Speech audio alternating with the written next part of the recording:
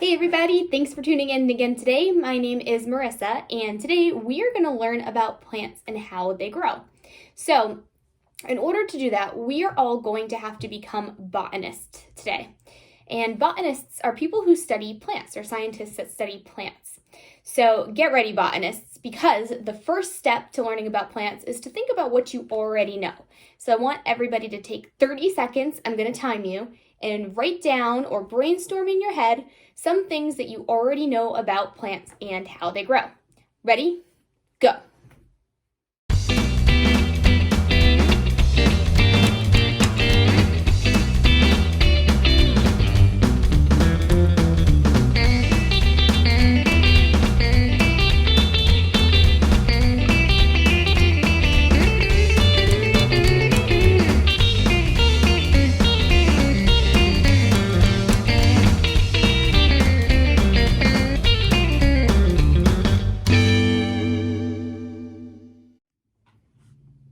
All right, so what did you all come up with? Some great things, I can tell.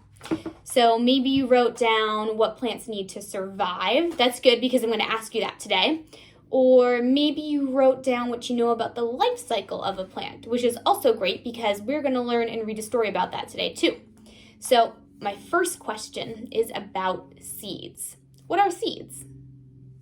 Oh, right, they're like the first stage in the life cycle of the plant, of course.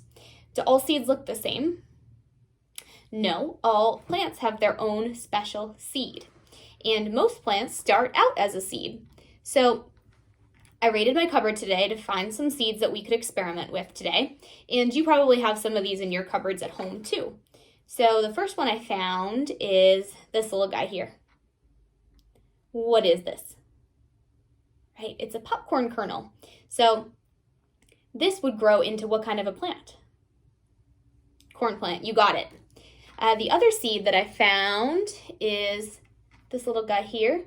This is a pinto bean. You might have some similar beans at your house. Maybe you have lima beans or kidney beans. So anything like that will work too. So we know a little bit about seeds. Fantastic. Now my next question is, what do plants need to grow? I'm thinking of 4 main things. Let's see if we can figure it out. So plants need sunlight. Of course, that's an easy one because plants, unlike us, can make their own food through a process called photosynthesis. Say it with me, everyone. Photosynthesis. Perfect. And photo means light and synthesis means to make. So the whole world altogether means using light to make your own food, which is what plants do. So plants need light. What's another one? Water. That's easy. Just like us, plants need water too. They use water in their photosynthesis process when making their own food, so that's super important. What else? Sun, water. This one might get tricky. I'll give you a hint. Everybody take a deep breath. All right, now let it out. What were we doing? We're breathing, and when we were breathing in, what was coming into our lungs? Begins with this letter of the alphabet. Right, oxygen. So we were breathing in oxygen. And when you exhaled, when you went, we were sending out a special kind of gas that's really important to plants. It is called carbon dioxide. Awesome job. So plants, just like us, need those 2 gases, but they do the opposite. So instead of taking in oxygen, they take in carbon dioxide and they release the oxygen. So that means plants are super important to us because they give us fresh oxygen to breathe. So we've got 3 now, I think. Water, sun, carbon dioxide, and the last one that I'm thinking of is nutrients. So a lot of you might have said soil, but we're going to test this today because plants need nutrients and a lot of them get it from the soil. But we're going to see if we can grow plants without the use of soil, because I don't have any. Do you have any? Didn't think so. So now that we know what plants need, we are ready to set up 2 simple experiments today. So the first step is to come up with a question. So my question is, can you grow a new plant from scraps that you have in your kitchen? So even if you don't have seeds, can you grow a new plant? That's question number 1. So before I show you what our experiment is, we need to make a hypothesis. And a hypothesis is an educated guess. So that means based on what you already know about plants, what do you think or what do you guess is going to happen? Can we grow new plants from our kitchen scraps? All right, I hope you have an answer. Fantastic. Now, the first experiment is using lettuce. So if you, like I do, buy those long hearts of romaine, you can chop off the bottom with the help of your adults at home, of course. And you can see mine's kind of brown, so this has been sitting on my counter for a little bit. And I'm going to take this bottom half in a little glass of water, and I'm going to stick the bottom right inside. Now, do we think that I can grow some new lettuce from this? We'll see. Try it yourself at home and see what happens. Now, your second experiment you can do with some of those beans that you found in your kitchen cabinets or those seeds you found in your cabinets. So I'm going to first use my popcorn kernels. And what I'm going to do is take a paper towel right here. You only need a half sheet. You don't need a lot. And I'm going to wrap up my kernels into my paper towel, right? Now I'm not going to wrap it too tight because if the seeds do grow, right, they need somewhere to go. So I don't want them to be trapped in there. So I kept it nice and loose, just like this, just kind of folded them up in there. You can see them right here through the paper towel. And now I am going to give it some water because we said plants need water, right? Fantastic. So I'm going to spray that paper towel, get it damp, but not soaking wet. And if you don't have a spray bottle, you can also use just your sink. And then you're going to take it and put it in a plastic bag. All right. Now, I don't have a Ziploc, but a Ziploc works fine as well. If you have a zip, just scrunch the top together. I have a sandwich top, so I'm going to just fold it in over itself like this. And we have air in the bag. We have water on the paper towel. Now, what else do we need? Sun, right? So we're going to hang this in a nice sunny window, okay? Now, what's our hypothesis? Do you think these seeds will grow or sprout or germinate, which means to sprout or grow, without soil? Okay, hope everybody has that question answered in their minds. Let's tack this up on our sunny window. And I'm going to show you another way that you can do this experiment of growing seeds without soil if you don't have any plastic bags at home. So what you can do is take a mason jar, like so. Nice glass jar. You can use like a pickle jar or a salsa jar, any sort of glass jar that's empty because you want to be able to see inside. Now what I did is I crumpled up a couple paper towels. I used about 4 in here, and I didn't squish them too tight. And I just kind of put them in my jar, gave it another couple sprays of water, got it a little damp in there. And I'm going to take my bean seeds, and I'm going to kind of nestle them up against the glass, right somewhere where I can see them. Do you see my beans in there?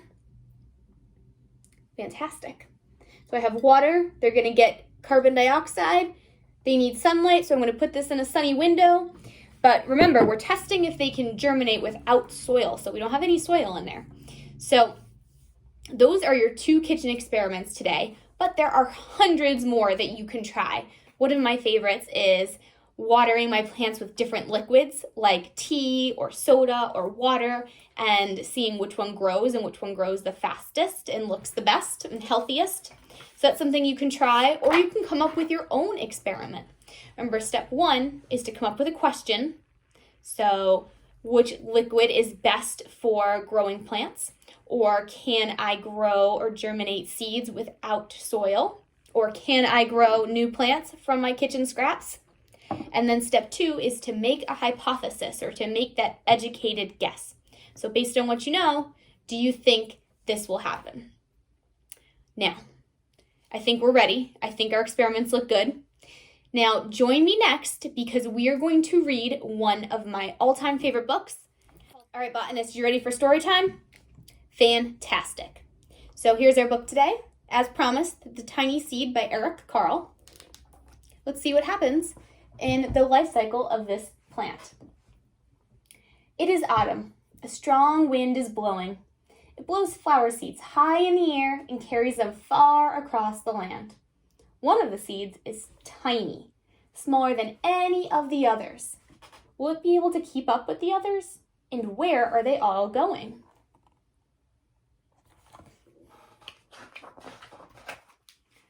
One of the seeds flies higher than the others. Up, up, up it goes. It flies too high and the sun's hot rays burn it up. But the tiny seed sails on with all the others. Another seed lands on a tall and icy mountain. The ice never melts and the seed cannot grow. The rest of the seeds fly on, but the tiny seed does not go as fast as the others.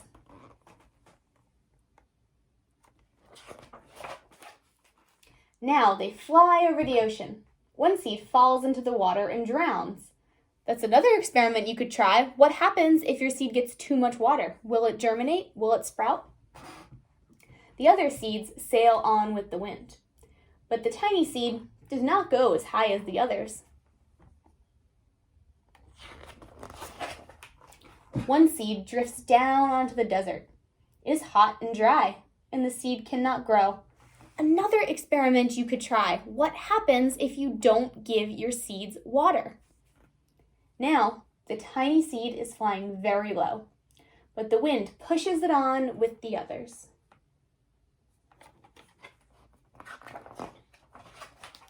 Finally, the wind stops and the seeds fall gently down on the ground.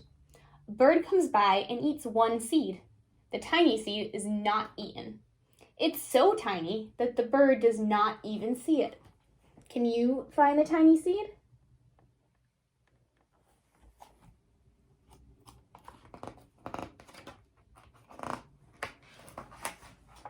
Now it is winter. After their long trip, the seeds settle down. They look just as if they're going to sleep in the earth. Snow falls and covers them like a soft white blanket. A hungry mouse that also lives in the ground eats a seed for his lunch. But the tiny seed lies very still and the mouse does not see it. Can you see the tiny seed?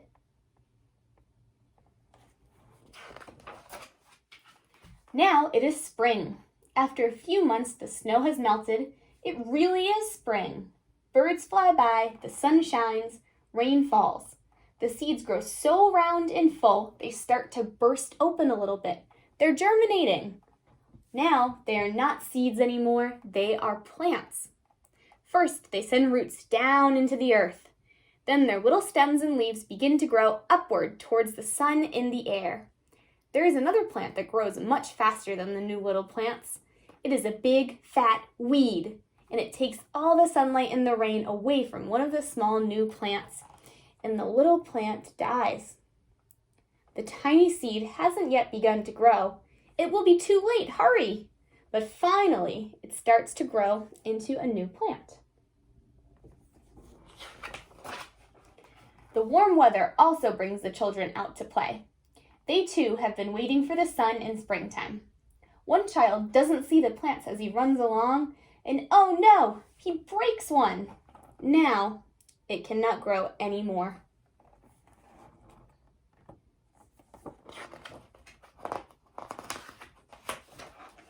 The tiny plant that grew from the tiny seed is growing fast, but its neighbor is growing even faster. Before the tiny plant even has 3 leaves, the other plant has 7. And look, a bud, and now even a flower. But what is happening? First there are footsteps, then a shadow looms over them. Then a hand reaches down and breaks off the flower. A boy has picked the flower to give to a friend. Now it's summer. The tiny plant from the tiny seed is all alone. It grows on and doesn't stop. The sun shines on it and the rain waters it. It has many leaves. It grows taller and taller. It's taller than the people. It's taller than the trees. It is taller than the houses. And now a flower grows on it. People come from near and far to look at this flower. It is the tallest flower they have ever seen. It's a giant flower. Look how big that is. All summer long, the birds, bees, and butterflies come visiting. They have never seen such a big and beautiful flower.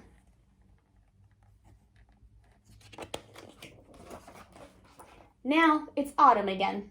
The days grow shorter, the nights grow cooler, and the wind carries yellow and red leaves past the flower. Some petals drop from the giant flower, and they sail along with the bright leaves over the land and down to the ground. The wind blows harder. The flower has lost almost all of its petals. It sways and bends away from the wind, but the wind grows stronger and shakes the flower. Once more, the wind shakes the flower, and this time the flower's seed pod opens. Out come many tiny seeds that quickly sail far away on the wind. The end. Awesome. So thanks for tuning in today, everyone. I know you learned a lot about plants and you have some great experiment ideas that you're going to go set up and try at home. Now, if you look online with the help of an adult, you can download our Seed Experiment Growing Journal. So that way, every week you can check back on your experiments, see how they're doing, and track your progress. I encourage you to take some notes or draw a picture of what your seed or what your plant looks like each week. Happy experimenting, everybody. See you next time.